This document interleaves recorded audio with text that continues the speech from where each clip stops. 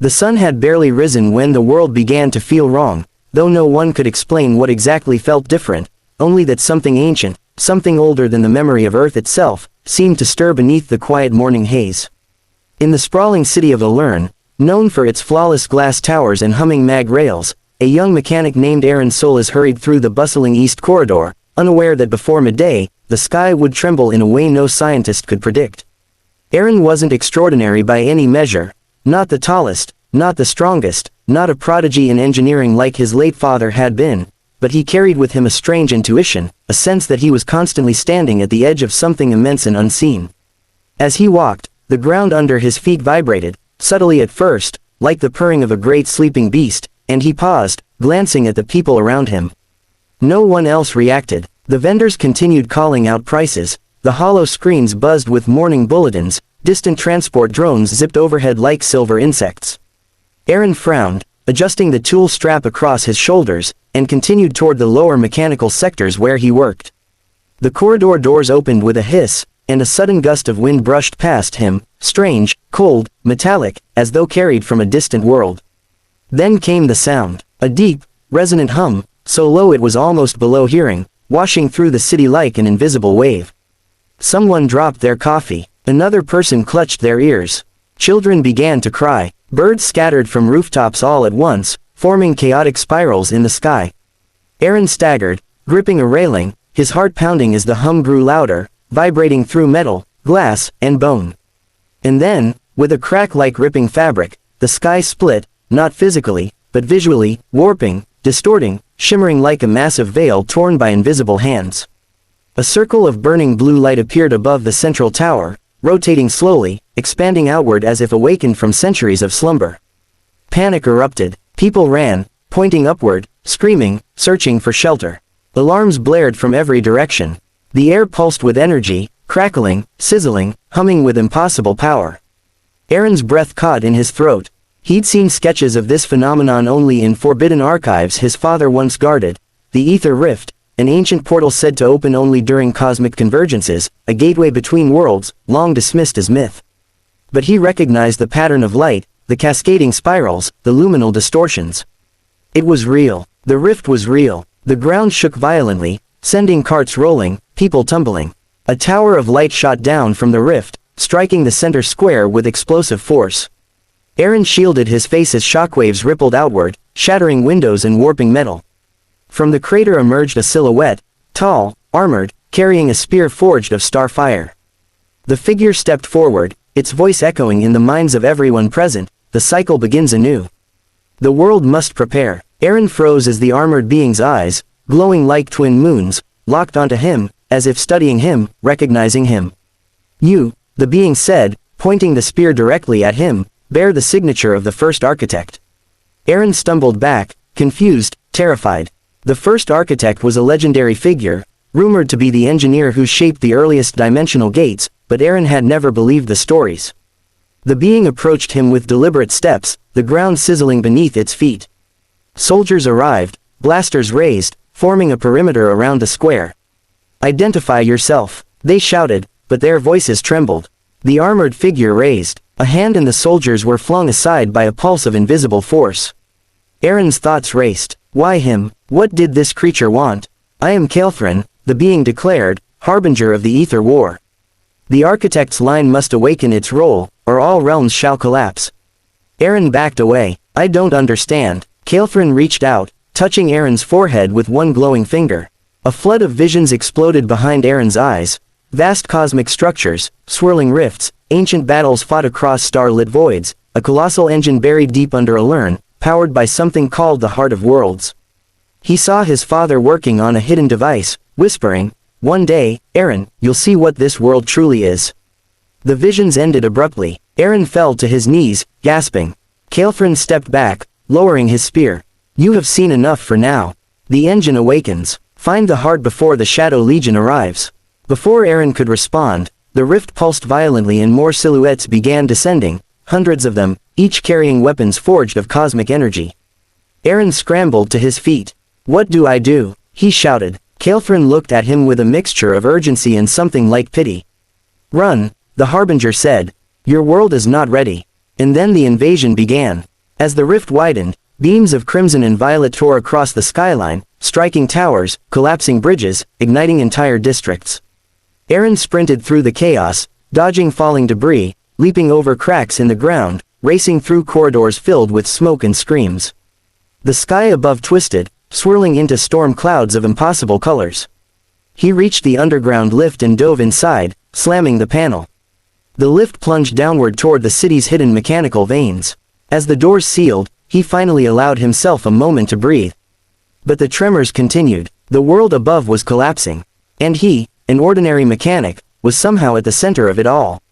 He stared at his trembling hands, the memory of Caelfren's touch still burning on his skin.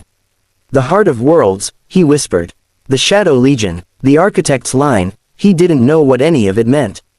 But he knew one thing. The world was at war, and he couldn't run forever. The lift reached the bottom sector and Arin stepped out into the dim, flickering corridors of the Aether Engine core, a place his father once warned him never to enter. The air was heavy, humming with dormant power. Machinery older than civilization itself lay silent, waiting. Arin approached the central chamber, unaware that as he did, glowing glyphs on its surface began to awaken, one by one, responding to his presence. The world trembled again, louder, stronger. The rift above widened. The Shadow Legion descended, and deep within the hidden engine, a faint pulse of pale light began beating in unison with Arin's own racing heart. Darkness enveloped the chamber as Arin stepped toward the monolithic structure at its center, the massive dormant engine that spanned from the deepest bedrock to the surface towers above. Its ancient metal surface was etched with inscriptions that shifted like living light whenever his fingertips brushed against them. He remembered his father's words, warnings spoken in hushed whispers, hidden journal fragments describing an energy source capable of stabilizing or collapsing entire realities. He had always dismissed them as the ramblings of a brilliant man whose mind had become fractured by grief and secrecy. But now, as the glyphs responded to him, forming patterns he instinctively understood, he realized those warnings were not delusions, they were prophecies. A thunderous boom echoed from above. Dust rained from the ceiling as explosions shook the city. The Shadow Legion had opened new portals, flooding Elaron with swarms of spectral soldiers. Arin swallowed hard, focusing on the engine. Activate sequence Alpha Prime, he whispered, words that surfaced from memories that weren't entirely his. The engine stirred. Gears the size of skyscrapers groaned. Vast conduits lit up with flowing streams of blue-white energy. A shockwave rippled outward. Alarms blared. Across the city, lights flickered, then surged with new power. Arin staggered back as a holographic projection emerged from the engine, forming into the translucent figure of a woman, tall with radiant eyes, an echo, a memory, an AI forged from the architect's mind. Arin Solas, she said gently, you have finally arrived. Arin froze. You know me. I was designed to awaken when the bloodline returned, she replied. Your father attempted to activate the heart, but he lacked the necessary resonance. Only you carry the complete signature. Arin shook his head. You're telling me my entire life, my entire family, was part of some cosmic design. Not design, she corrected. Responsibility. Above, the muffled screams and blasts grew louder. The rift continued widening. Cities across the globe were falling. The Shadow Legion unleashed monstrous war machines that devoured light and matter alike. Arin clenched his fists. Tell me what I need to do. The projection stepped closer. You must synchronize with the heart. Only then can you stabilize the dimensional breach. And if I fail, her expression darkened, then all worlds, yours and countless others, will collapse into the void. Arin took a trembling breath and placed his hands on the engine's crystalline core. Energy surged through him, ripping a cry from his throat. He felt as if he were being stretched across galaxies, pulled through star fields and broken timelines. He saw visions of worlds that had fallen before, civilizations devoured when other chosen heirs had failed. He saw the Shadow King, a colossal being of living darkness, preparing to cross into Elaron. And he saw Caelfren, the Harbinger, fighting desperately against endless waves of the Legion, slowly being overwhelmed. Focus, the projection urged. Align your mind with the heart's rhythm. Arin screamed as more energy poured through him. Streams of light burst from the engine, shooting upward, piercing the surface, merging with the sky. For a moment, the rift above flickered, destabilized, but then the Shadow King's silhouette appeared through it, its vast wings blotting out the stars.